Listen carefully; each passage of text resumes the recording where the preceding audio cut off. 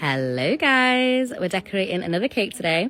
This is a 6-inch vanilla sponge and my customer specially requested this filling. So it's my vanilla mock Swiss meringue buttercream, a thick layer of lemon curd with some raspberry compote swirled in between that.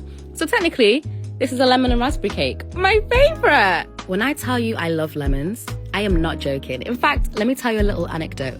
So when my dad used to make lemon tea, I would take the lemon rinds, dip them straight inside some sugar and eat them.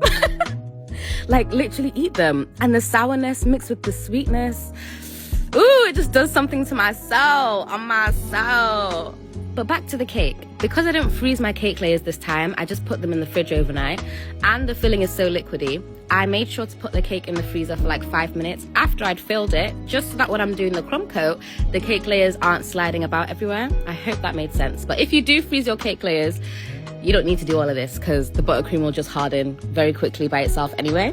While my crumb coat was setting in the fridge, I coloured my buttercream. This is my favourite icing whitener to use. It's by Squire's Kitchen, and I love it because although you do need quite a bit, it does not affect the taste or the texture of the buttercream, and it always gets it the perfect brightness. I then go in with a few drops of purple, stir it in really, really good, and that's how I make my white buttercream. I use this exact same method to whiten my chocolate ganache as well, and it works perfectly every time. But now let's talk about the cake design. My customer sent me this image as inspiration. So a very simple cake with some pearls, some dried flowers, and some palette knife design work on the side. So because it was such a simple design, I decided to do this on live the day the cake was being collected. Was that smart?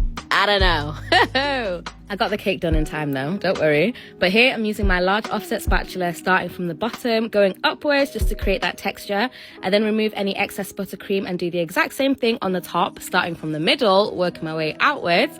I just find it easier that way. And then while the buttercream is still wet, throw on your sprinkles. But now it's time for the piping, and I'm so glad I was on live doing this because initially I was going to use a 1M piping tip and everyone on live was like, no, that's too big, use the 21.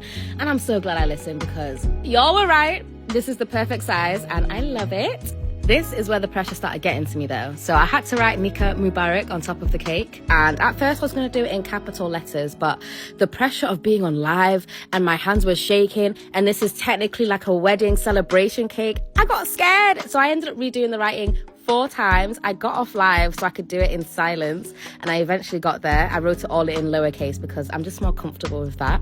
After the hard bit was out of the way, the rest of the cake was super simple. It was literally just adding on all of the dried florals that I bought. So I got these all from Amazon, and I do have the exact same ones linked in my Amazon must-haves in the decor section. But yeah, at this point I was back on live because the pressure of the writing was no longer looming over my head until someone said, Jane, wasn't the writing supposed to be in pink?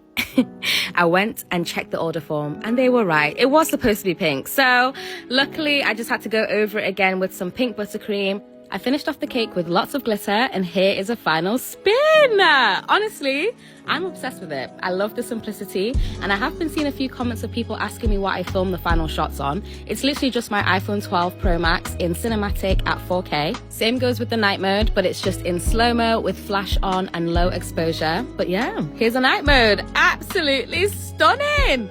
I was thinking of coming out with another ebook which focuses on filming and editing. So let me know if you guys would be interested in that. But I'll see you in the next one. Bye, cuties.